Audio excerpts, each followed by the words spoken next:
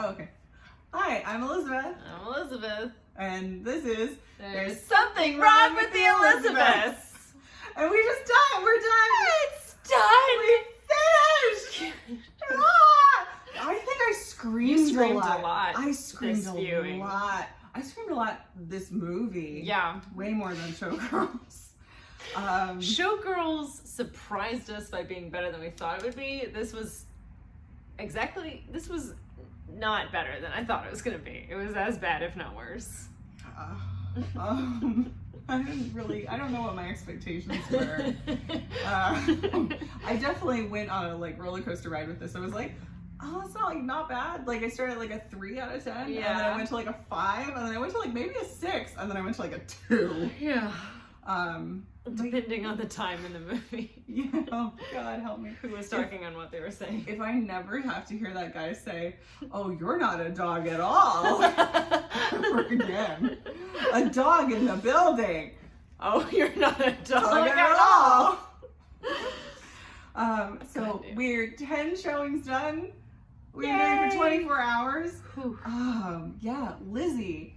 I've got a couple questions for you. Mm-hmm. Let's start with an easy one. Okay. What? I hope it'll be easy. What is your eat-lon for this showing? So I feel like I did something a little bit ambitious, and I started looking at things that I literally never looked at this final viewing of the movie. I started to analyze the colors of the film and how they're used. Specifically because I was thinking about everybody's different apartments are such a reflection of their personality, but what if they're also a reflection of how they interact with the story, with Story herself, you know, whatever. So Cleveland's house is a lot of warm tones. He's a very warm man. There's a lot of brown, a lot of green, some kind of stony, oceany blues. There's a duck over the fireplace that he hunted, I guess. But yeah, it definitely brings the outdoors in. And he wears, there's also Rust, and I feel like she looks her healthiest when she's in his apartment. That's true. And those colors, those browns and greens and blues really bring out red very well. And her hair looks very rich, and she's got rose in her cheeks and some pink in her lips, and she looks better there than she looks anywhere else. Oh God, near the end she really looks like an alien. She does. He himself wears a lot of brown at the very beginning, very earth tones, and some green. He wears a green shirt. And then at the end, that last party, he's got on this crisp sky blue shirt with with a cloud gray, with a gray cloud. Maybe he's an air element too. Yeah, I mean, I don't know. I just feel like he is kind of somewhat reflecting what's going on with her. She's bound to the earth. She's about to leave for the sky. I mean, I don't know. 24 hours in, I'm just making shit up, but I'm looking for things where there might not be things. And the Choi's house has a lot of exotic colors. They're very vibrant pinks and purples, reds, and they're just really fun. They've got a lot of orchids in the house, and a lot of the colors of the textiles and things kind of reflect and go along with the orchids. So I think they just and they both wear a lot of flowers. Yeah, they do wear flowers. Right. Yeah, so I think that they're maybe a little bit connected to nature in the sense that they know more about the Narfs and the whole bedtime story. They're the only ones that know anything about the Narfs. The only ones. All of their information is 100% accurate. The information that they remember from verbal stories from the great grandmother in a different, and then translated through another language, is always 100% accurate. I'm sorry, go on. No, I was just saying she's a hell of a storyteller. But yeah, I think that they're fun, but then they're also kind of connected to the fairy tale, so that's cool. Drury, and you pointed this out, maybe I don't remember having a conscious thought that then I was gonna look at the colors, but you did mention in the last time that his apartment is boring, and he's got black and white pictures, and he works black and white puzzles, and then the kid is the one that reads in color. Oh, that's interesting. So yeah, and he talks about color in the when he's reading one of the cereal boxes. He's like, this reminds me of your car, which it's what car is any of those colors? But he kind of makes that connection, and then he's the most colorful part of the house is the cereal boxes, which is stowed away in a cupboard. Yeah, the kid wears a lot of color. Yeah, He wears definitely more than his dad. Yeah. The smokers have a lot of golds, browns, reds, and like bold oranges, and I was thinking that they're kind of like romantic, and they kind of tend to romanticize, like they talk about music a lot, and they think at first that like they might be the Greek like chorus or guild or whatever, and so I think, and they're like basically, it's like if they weren't in this apartment they'd be homeless, but I feel like they're just like a group of kind of like romantic vagabond like kind of guys. But like bold, out there, weird colors. Yeah. So for Vic and Anna, they have a weird mix of like plain khaki and creamy white, but also really bold colors. And I don't know how many rooms they have in that apartment, because I swear there's like a room that's got navy, a room that's got blue, and a room that's got orange. Like they have a lot of like rooms. The kitchen. Yeah.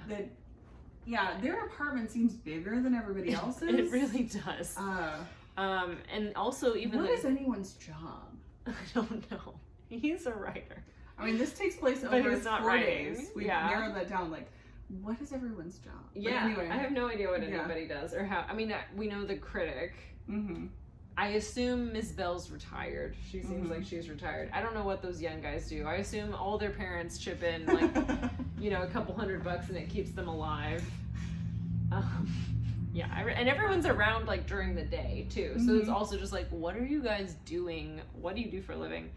But yeah, Vic and Anna, even in the clothes that they wear, there are times where like he will be wearing like a creamy color and she's wearing more of like a maroon or something, and then it's the scene when they're in the bathroom and like Story is in the shower and their bathroom is like very like neutral tones, like kind of like white, cream, a little bit of green in there, and he is wearing like a navy blue sweater. He's wearing like the darkest color that he's worn so far. Is this when she's like doing the interpretations? Yeah. I thought he was wearing mustard. No, it's when she he does wear the mustard. I was thinking the blue, which is kind of a rich color, comes out when he asks her if he's gonna die. And that's when I first noticed that she's got like blue eye, I mean it's eye makeup, but she's starting to look dead. She's starting to look like a corpse. And I don't know if it's like she's given her strength to somebody else and he's starting to feel emboldened and she's like, I've served my purpose on this world. I don't know. Maybe she's like the butterflies. Yeah. I don't know. Bubcheck apartments, a lot of greens and pinks and crystal. I don't know what that means. I have no real idea because these characters aren't particularly fleshed out, but we do see their apartment twice, and it is like all these like fun little colors, and I don't know if they're just supposed to be fun. I don't know. But we saw the inside of their apartment, so I looked at it and I took note. Yeah, I took twice. Leads. So yeah. He's got a lot of like creams and browns, which I kind of think dark and light. He's kind of got a little bit of a black and white view of the world. He's either gonna like, and he's either a villain who's gonna shoot up the party, which we both thought, or he wants to be a child again. Yeah, he wants to be a child again. And then when she looks super dead is when she's surrounded by cement. When they are like in the hallway of the apartment and there's nothing going on but gray and there's no nature and no colors or remnants of nature, that's when she looks the most dead. And being like a sea nymph and like a child of nature, whatever, I don't know, I just took note that seemed kind of interesting. Also, the seven sisters all wear pink, including the ones that aren't related to them, that they're just happen to be in the same color palette. But mostly I started to notice that the reason I started to look at the color palettes of everyone is because I felt like she looked the healthiest with Cleveland in his house, and I felt like she looked like the most on the brink of death in that cement box. Yeah. And the house is also the closest to nature because it's a house and not an apartment. And it's the closest to the pool, I feel. So yeah. Interesting. I don't know. That's one of the things I like about this movie and Showgirls and any of the movies that we've even suggested for this, is at the end of 10 showings, at the end of 24 hours, we still have things that we could analyze. Yeah. Like, there's still things that we could go through this movie and watch for. We're not going to. So at one point we realized that I was wrong, that the apartments are not all B, but Mr. Farber is like 13 B. Yeah. And the smokers are 13A. And I was like, wait, is he like the super ego? And then like the smokers are the id. And Elizabeth was like, it's too late. It's too late for that. It's the 10th viewing. You can ask that question on the 3rd viewing. This you can ask that question on the 5th viewing. You can't ask that question on the 10th viewing. We don't have time. Maybe he is. Sorry. Maybe he's the super ego. Maybe they're the id. Maybe Cleveland is the ego because he's making everything happen. Yeah, that could be a thing. But we're not going to go there because it's too late. It's like too late. 24 hours We're too in. tired. It's not going to happen. Not on my watch.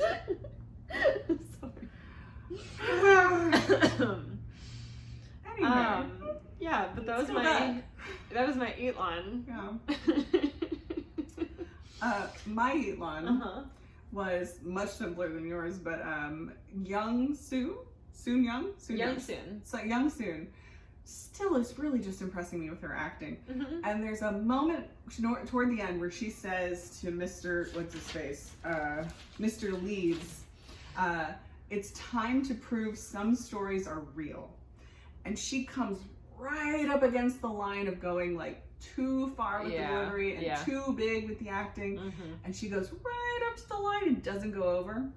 And like it's a perfect delivery. Like it could be too big or it could be too understated for like such a big statement, especially because it's really her first serious statement in the movie. Yeah, she's never said anything. Yeah, she's always like silly and it was a really good delivery. And I want to give some credit because I especially was really mean for a minute there. I want to give a little bit of credit to M. Night Shyamalan because this movie is terrible and the writing is awful. Oh, this is such great credit you're giving. I know, but you know, I don't think it's like a coincidence that there's literally like pretty much no bad acting. I don't think it's a coincidence that all the acting is really good. And yes, you know, there is a casting director and that is primarily their job. But from what I read, he was also very hands-on when it came to the casting of everybody. And I don't know if it was that he saw talented people and he just knew how to bring them all in. I don't know if it was his directing that like somehow he was able to get them to believe in these stupid words that he'd written. But like, it works. What they do works.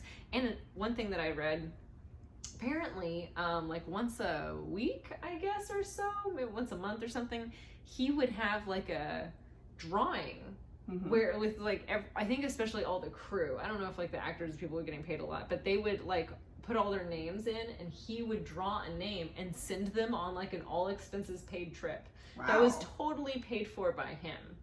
And I do think there's something to like, even if you're not sure about a script, even if you're like, I don't know, this project seems weird, if you like the people enough, if you like feel at home enough, like, you know, they say like people don't quit jobs, they quit managers. Like if you like the manager and the person that's in charge enough, you'll stick around despite whatever. So I don't know exactly what it was that he did or anybody did to make these actors work, but I mean, she was an unknown, she'd never been in anything else big, and she does such a good job. Whether she had it in her already or he did it, I mean, I think it's really amazing to be able to bring that out in somebody. So yeah, absolutely. Something. Whatever credit we can give M. Night Shyamalan for those performances, you got it. I want to thank you, first of all, for providing another song for the Lady in the Water musical. Right. It's the Serial Prophecy scene, and it's a song called Serial You Need to Know. I love a good pun. Thank you, Lizzie. You do. Can you give me what you think the moral of the story is? I think Emma did a really good job of telling us what she thinks the moral is before. I think it's kind of the to thine own self be true. I don't know that I have the strongest case for it, because even like, I feel like it works with Cleveland and it works with a lot of other characters. I don't know how it works with Story. Yeah. Because like, I don't know herself, except that she just needs to be a Apparently golden retriever. Apparently she's clumsy. Again, they don't like her. We don't see it, No. but she tells us that she's clumsy. Yeah. Even a couple times. Well, she tells us once, but she would have told us multiple times if that one scene had still been in there from the deleted scenes. Mm-hmm. Yeah, I mean, I don't know what her true... I guess, like, he tries to tell her, like, no, you're a great leader, and, like, to have confidence in yourself. She's not a great leader. And He's a good leader. And it's not always... He is a great leader. Yeah. And I don't think everyone has to be a great leader, too. Like, there is such a thing as being, like, a good follower, being, like, a thoughtful, considerate, follow for yourself follower. Yeah. Like, that is a thing. I don't know what because I say that, but it doesn't work. So nothing works in this movie. Nothing works for everything in this movie. Yeah. Nothing applies. Nothing's to, really like, a tight theme. No. The only, I'm going to cheat, and one I like that's in the movie, and that I also think can apply to the movie, because I will say, this isn't great, well, totally beautifully executed, but it is fairly original in some ways. Mm-hmm. Like, I don't think this is every other movie I've seen, you know? Thank God. And I really value, like, it's something different, you know? Like, I haven't seen this a million billion times. I've seen elements of it. Yeah. You know, there are definitely tropes I could have done without. But it was my Eat-Lon a while back, but I didn't use it. But it's when Mr., and you liked it too, Mr. Leeds says, shut up and try. Yeah. And, like, I like that. Like, you know, just shut up and try. Like, this might not have been a success in the way that M. Night Shyamalan meant for it to be, but he tried. He tried. He tried. I believe he tried. I believe he tried too. If you'd asked me before I read that book, if you'd asked me if he tried, I would have said absolutely not. There's no way he tried. But I really do believe that he tried. Well, and I don't like that Yoda thing of do or do not. There is no try. Like, sometimes trying and failing is really powerful. There's growth from that. Yeah. Yeah. So I like shut up and try. As the moral? Also because I wish more characters in this movie would shut up. Especially Story. Especially Story! She just shut the fuck up. Oh my god, become a golden retriever. You never don't talk. She won't talk when you want her to. The walkie-talkie scene. Yeah. And then when she was because she's allowed to, like, talk like a person. She's not whispering about Cleveland. Oh my god. You know? Like, do you feel in a way? I feel like Bryce Dallas Howard actually got to act in one scene, and everything else was mime. She does such a good job in that one scene. Yeah. Yeah. I like yours. That's a good one. Yeah. That's good. Speaking of mime, I really want to play charades with Anna. Anna? Yeah. She would be a really good charades very partner. Physical. She is. Very expressive. Let's see. Oh, we figured out that the scrunt attacks the critic because it can't hide in that environment. Yeah, so that was nice that we got that line. Yeah. The sun is coming up. Yes.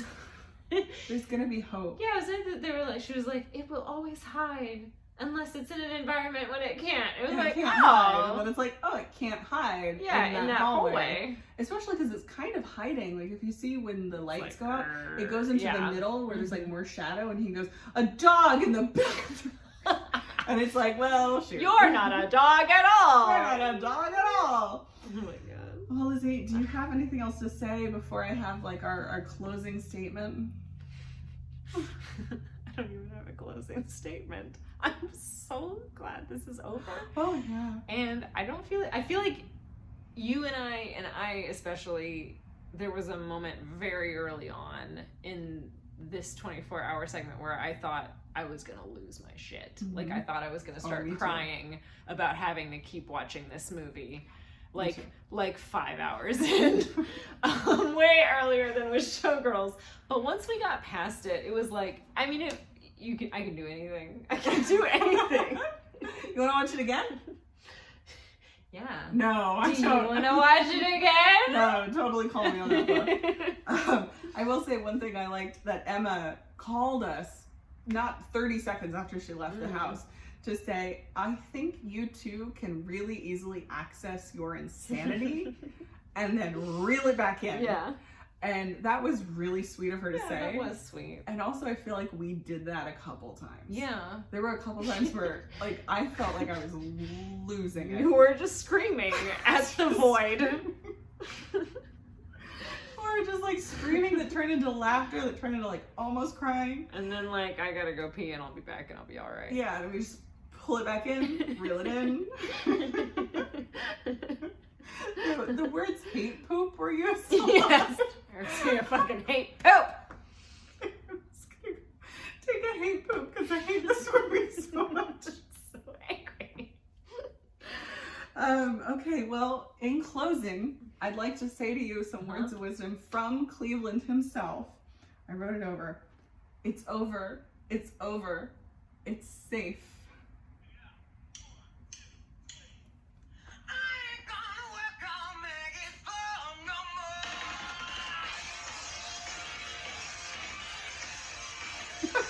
more.